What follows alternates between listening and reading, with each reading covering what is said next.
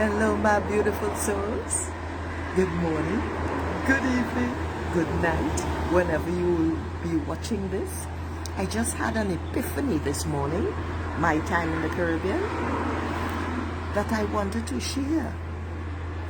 Now, I am back temporarily for a few months because I got caught here during the COVID lockdown. And here is back at the location, the home in which I grew up, renovated many times. Now it's palatial. And I just understood something. I grew up here. My formative years were spent here in this village, and my early years were spent in a very affluent neighborhood. And consequently, my mother was the housekeeper. And the Americans who were part of the, what was it at the time? Amoco oil company. She worked for them. They basically took care of me.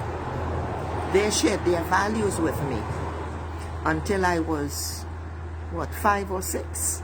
Then she met a wealthy man in the neighborhood, but that's another story. What I want to share is this, that's something that I finally understood.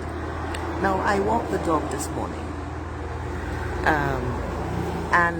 Still a very unruly dog, but I'm going to sort that out. She's young. She's only 11 months. And in passing, I noticed a gentleman in the neighborhood who was brushing his teeth by the street in front of his house. They do have running water. And, well, I ignored him. That's my way. I have nothing to say. I'm not going to fake it and say good morning. No.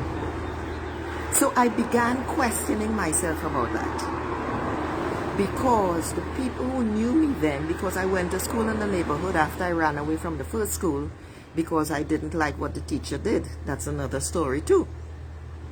And I was 4 years old or something at the time. Oh, very young. Definitely before 6. So what I'm thinking is, why do I do that? Because ever since I've been in this neighborhood, the young men in particular, the young boys, as far as I'm concerned, used to accuse me of being better than them because I had heirs.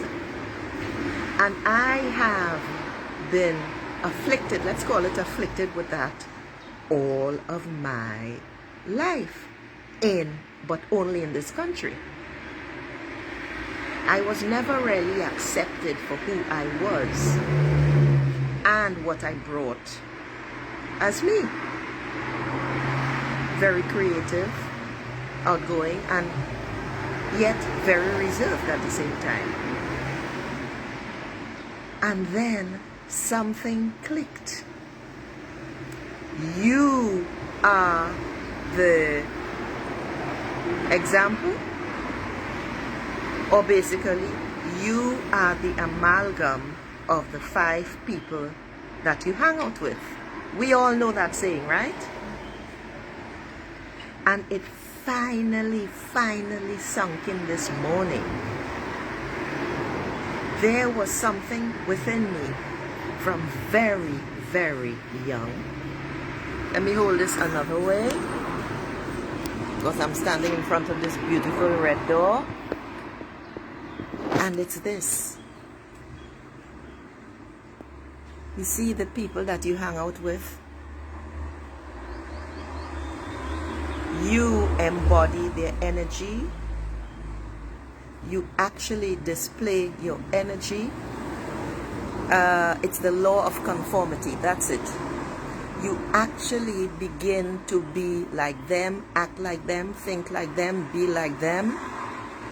And that's not something that I ever wanted, because it wasn't me. I recognized it, but I didn't know what it was about. And would you believe, at 61, I think that's my age, the age that I have now, I finally got it. But my point is, the child in me. Now, I used to feel discriminated against. I used to be on the defensive. I used to feel hurt